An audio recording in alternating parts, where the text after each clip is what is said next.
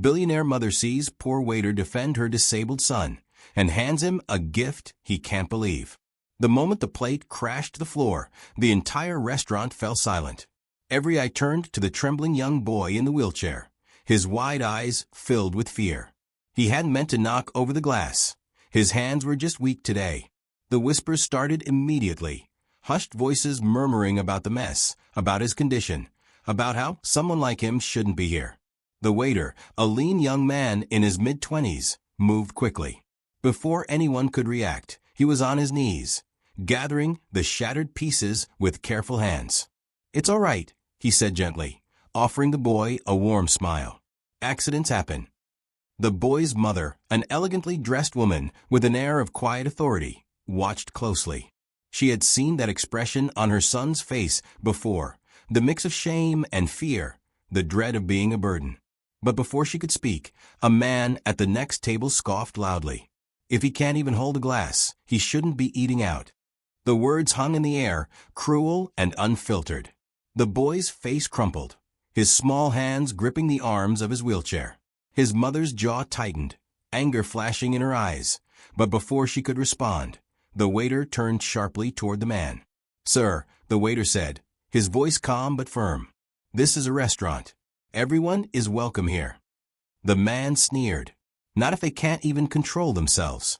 The waiter straightened, his lean frame tense with suppressed fury. "He's a child, and you're a grown man mocking him over an accident. Who really needs to control themselves here?" A few gasps echoed through the room. The rude customer's face darkened. He looked ready to retaliate when the restaurant manager stepped in, his expression wary. "Thomas," he addressed the waiter in a low voice, "let's not make a scene." Thomas didn't look away from the man, his hands clenched into fists. He had seen this too many times, people treating others like they didn't belong. And he was tired of it. "No, let's," Thomas said, his voice still level, but carrying an undeniable weight. He turned to the mother and her son. "You deserve respect. Everyone does." The mother's lips pressed together, emotion flickering in her gaze. She had met thousands of people in her life, some kind, some indifferent, some cruel. But very few had the courage to stand up for what was right, especially when they had nothing to gain. The rude customer, humiliated, muttered something under his breath and threw a few bills onto the table before storming out. The restaurant remained silent for a moment longer before conversation slowly resumed. But the mother wasn't finished. She turned to Thomas. "What's your name?" she asked. He hesitated. "Thomas, ma'am." She nodded, as if committing it to memory. "Do you always speak up like that?" Thomas rubbed the back of his neck. "I try. It's not always easy, but some things matter more than keeping quiet." A small smile touched her lips. "Yes, they do." She signaled for the bill. When it arrived, she took out a sleek, black pen and wrote something on the back before sliding it toward Thomas. He frowned, expecting a note, maybe a compliment. But as he glanced down, his breath hitched. It wasn't a note. It was a check with more zeros than he had ever seen in his life. His head snapped up in shock. "Ma'am, I can't accept this." "Yes, you can," she said, her voice unwavering. "And you will." He was still shaking his head. "I don't need charity." The woman's gaze softened. "This isn't charity. It's a door. And whether you walk through it is up to you." His fingers trembled as he held the check, his mind racing. Why was she doing this? What did she see in him? The boy in the wheelchair looked up at him with admiration. "Thank you for standing up for me." Thomas swallowed, feeling a lump form in his throat. He had spent his life fighting battles that weren't his, hoping to make even a small difference. But never had he expected something like this. As the mother and son prepared to leave, the woman paused, her eyes locking onto his. "If you ever decide you want more than this," she said, handing him a business card, "call me." Then she was gone, leaving Thomas standing there, holding a fortune in his hands, his heart pounding with a question he never thought he'd have to ask himself. What happens now? Thomas stood frozen in place, his fingers still gripping the check, as if it might disappear at any moment. His heart pounded, his mind racing with 1,000 thoughts. The numbers on the check were staggering. More money than he had ever seen. More than he had ever dared to dream of. And yet, it wasn't just about the money. It was about the opportunity. The door she had spoken of. The choice laid before him. His whole life, he had worked small jobs, scraping by, never allowing himself to believe that things could change. And now, in the space of a few minutes, everything had shifted. But could he trust it? Could he trust her? The card in his other hand felt heavier than it should have. He turned it over, reading the embossed letters. Eleanor Sinclair. Sinclair Enterprises. Asterisk, asterisk, his breath caught. Sinclair Enterprises was a name he had heard before, one of the wealthiest business empires in the country, spanning industries from real estate to technology to luxury brands. Eleanor Sinclair was a name that commanded respect, whispered about in high society as both a ruthless businesswoman and a fiercely private philanthropist. And she had just handed him a fortune, expecting nothing in return. Or did she? He felt the eyes of the other waiters on him, the murmurs of the other guests filling the space around him like white noise. His manager hovered nearby, looking both impressed and irritated, as if unsure whether to congratulate Thomas or reprimand him for causing a scene. But Thomas couldn't focus on any of that. He swallowed hard, staring at the card again. What was he supposed to do? Just call her and say, "Hey, thanks for the life-changing gift. What now?" That seemed ridiculous. That night, he barely slept. The check and the card sat on his tiny kitchen table, glowing under the dull light of his apartment. He stared at them for hours, his mind playing out every possible scenario. What if it was a test? What if she expected something from him he couldn't give? What if it was all some kind of mistake, and she had meant to write a smaller amount, but added too many zeros? The doubts clawed at him. But deep down, a voice whispered, "What if this is real? What if this is your chance?" Asterisk, asterisk. By morning, he had made his decision. His hands shook as he dialed the number on the card. The phone rang once, twice. Then a voice answered, smooth, professional. "Sinclair Enterprises. How may I direct your call?" Thomas cleared his throat, suddenly aware of how unprepared he was. Hi. My name is Thomas. I was given this number by Eleanor Sinclair." There was a pause. Then, "One moment, please." A soft piano melody played on the other end. Thomas's pulse pounded. Then, another voice, this one calm, refined, unmistakable. "Thomas, I was expecting your call." He blinked. You were?" A small chuckle. "Of course. I don't make offers I don't intend to be taken seriously. Did you think I was joking?" "No," he said quickly. Then hesitated. I don't understand why." "Because I recognize potential," she said simply. "And I saw something in you that's rare. You're not just kind, Thomas. You have courage. You stand up for what's right, even when it costs you. That's a quality I value." He swallowed, gripping the phone tighter. "So what happens now?" "That depends on you," she said. "I'd like to meet with you. In person. Tomorrow." His breath hitched. "Meet? Where?" "I'll send a car," she said. "Be ready at 8. And just like that, the call ended. The next morning, Thomas stood outside his apartment, dressed in the best clothes he owned, a button-down shirt slightly wrinkled, and slacks that had seen better days. He felt out of place, but he had no time to dwell on it because at precisely 8 o'clock, a sleek black car pulled up to the curb. The driver, a man in a suit, stepped out and opened the door without a word. Thomas hesitated only for a second before sliding inside. The ride was silent, the city blurring past as they moved toward a part of town he had never been to before, where the buildings were taller, the streets cleaner, the cars shinier. When they finally stopped in front of a glass skyscraper, Thomas felt his nerves spike. The driver led him inside, through a marble lobby that smelled of wealth and importance. And then up an elevator that moved so smoothly it barely felt real. When the doors opened, Eleanor Sinclair was waiting. She sat behind a massive desk, the city skyline stretching behind her.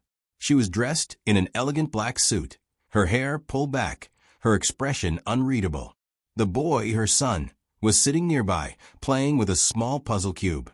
Thomas stepped forward, unsure of what to say. "Sit," she said, gesturing to the chair across from her. He did.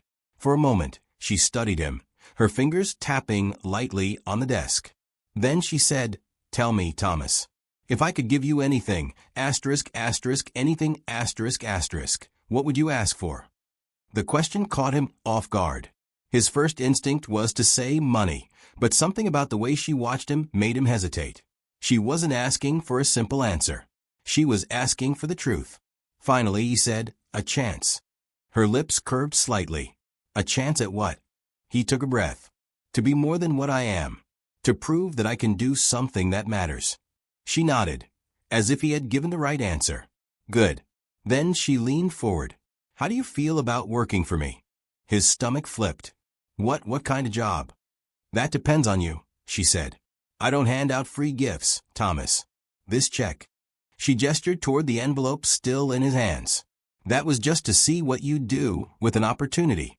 But if you want something real, if you want to build something, then I have an offer for you. A job. A future. But it won't be easy." Thomas's head spun. "Why me?" She smiled, but there was something sharp in it. "Because you remind me of someone I used to be." Silence stretched between them. Then, she reached into her desk and pulled out a folder, sliding it across to him. "Read this. If you're interested, come back tomorrow." Thomas picked up the folder, his hands slightly sweaty. As he flipped it open, his eyes widened. This wasn't just a job. It was an opportunity. A program. A way out.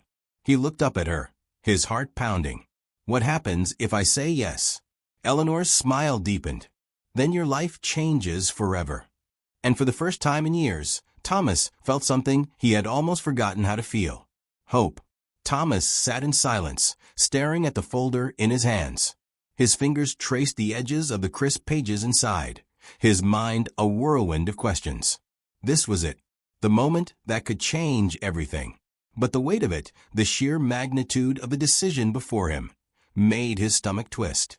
He had spent years surviving, day by day, paycheck to paycheck, never allowing himself to dream too big. And now here was a woman who had seen him, recognized something in him he wasn't even sure he recognized in himself. The offer she had laid before him wasn't just about money. It was about a future, a path forward. But what if he wasn't ready? What if he failed? Eleanor Sinclair watched him with an unreadable expression. The power she exuded was effortless, like she was in complete control of everything in the world, including this very moment. It made Thomas feel small in comparison, but there was something in her eyes, something expectant. She was waiting for him to make a choice. Taking a shaky breath, he flipped the folder open. His eyes scanned the words on the page, but it took him a moment to process what he was looking at. A paid apprenticeship, not just any apprenticeship, one within Sinclair Enterprises, where he would be trained in business, finance, and management. The salary alone was more than he had ever made in a year, and yet the true value of the offer wasn't in the money. It was in the knowledge, in the access. He glanced up at Eleanor, his throat dry. "Why me?" he asked again, his voice barely above a whisper. Her lips curved into a small, knowing smile. "Because, Thomas, you didn't hesitate to protect someone who needed it. That kind of instinct, it can't be taught. You didn't know who I was, yet you acted without selfishness, without fear of consequence. That tells me you have something most people don't. Integrity, and integrity? That's priceless." Thomas swallowed hard, gripping the edges of the folder. He wanted to say yes. He needed to say yes, but doubt still gnawed at him. "I don't know anything about business," he admitted. "I've only ever worked in restaurants. I don't even have a college degree." Eleanor leaned back in her chair, studying him. "And yet you're here," she said. "You've already taken the first step. The only question that matters now is, do you want more? His chest tightened. Of course he wanted more. He had spent years watching people walk through the doors of restaurants in expensive suits, ordering meals that cost more than his monthly rent, living lives he had never even imagined for himself. He had told himself it was just the way the world worked. Some people were meant for greatness, and some people were meant to serve. But what if that wasn't true? What if he had been wrong all along? The folder felt heavier in his hands, the choice in front of him too big, too real. But then, out the corner of his eye, he saw the boy, Eleanor's son, watching him with wide, curious eyes. The same boy he had defended. And something in Thomas. He took a deep breath, forcing himself to look Eleanor in the eye. "I want more," he said, his voice steadier this time. "I don't know if I'll be good at it, but I'll work harder than anyone else if you give me the chance." Eleanor's expression remained unreadable for a moment longer. Then she nodded. "Good," she said simply. Then she stood, extending her hand. "Welcome to Sinclair Enterprises, Thomas." He hesitated only for a second before reaching out and shaking her hand. And just like that, his life changed. The next few weeks passed in a blur. Thomas had thought the apprenticeship would be simple. A few meetings, some training, maybe shadowing someone in an office. He had been wrong. The very first day, he was thrown into a conference room filled with executives discussing high-stakes investments. He had sat in the back, overwhelmed by the sheer intensity of the discussions, the numbers being thrown around like they were nothing. He barely understood half of what was being said, and by the end of the meeting, he had felt completely out of his depth. But he didn't give up. Every night, he stayed up late, poring over business books, watching online lectures, taking notes on anything he didn't understand. He asked questions, asterisk, a lot of them, asterisk. At first, people were dismissive, seeing him as just another inexperienced hire. But as the days passed, they started to notice something. Thomas wasn't just there, he was learning, fast. Eleanor watched his progress closely. She never praised him outright, never made things easy, but Thomas could tell that she was testing him, seeing if he would crack, seeing if he had what it took. Then came the day that changed everything. It was late, most of the office had emptied out, but Thomas had stayed behind, buried in spreadsheets, trying to understand the financial models the team had been using. He was so lost in his work that he didn't notice the man enter the room until a voice broke the silence. "You're still here." Thomas looked up, startled. A tall man in an expensive navy suit stood in the doorway, his expression unreadable. Thomas recognized him immediately.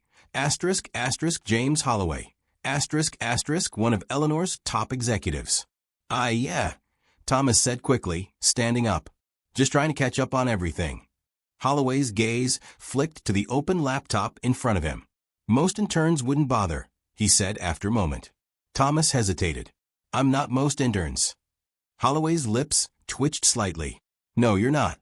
Then, after a pause, he stepped inside. "I've been watching you, Thomas. You work hard, but you're wasting time in the wrong areas." He gestured toward the spreadsheets. "You don't need to understand every formula. You need to understand how decisions are made." Thomas frowned. "What do you mean?"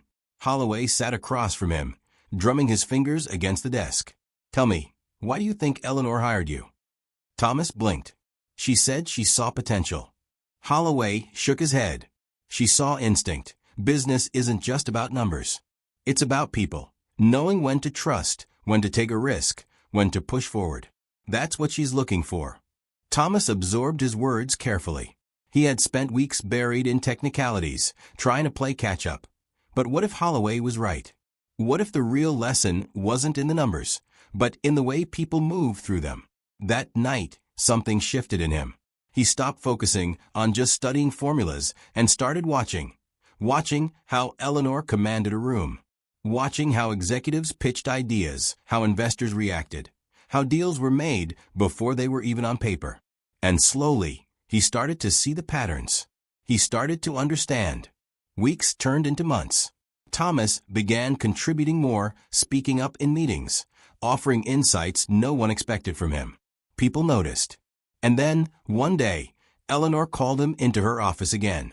He stepped inside, heart pounding. She was standing by the window, looking out over the city. When she turned to face him, there was something different in her expression, something final. "You've done well," she said simply. "Better than I expected." Thomas swallowed hard. "Thank you." She studied him for a long moment. Then, she reached into her desk and pulled out another envelope. She slid it across the table toward him. He hesitated before picking it up. His breath caught when he saw what was inside. A contract. A real, permanent position at Sinclair Enterprises. Not an internship. Not a test. A career. His eyes darted back up to Eleanor, his chest tight. I don't know what to say. She smiled. Say yes. And this time, he didn't hesitate. He had made it.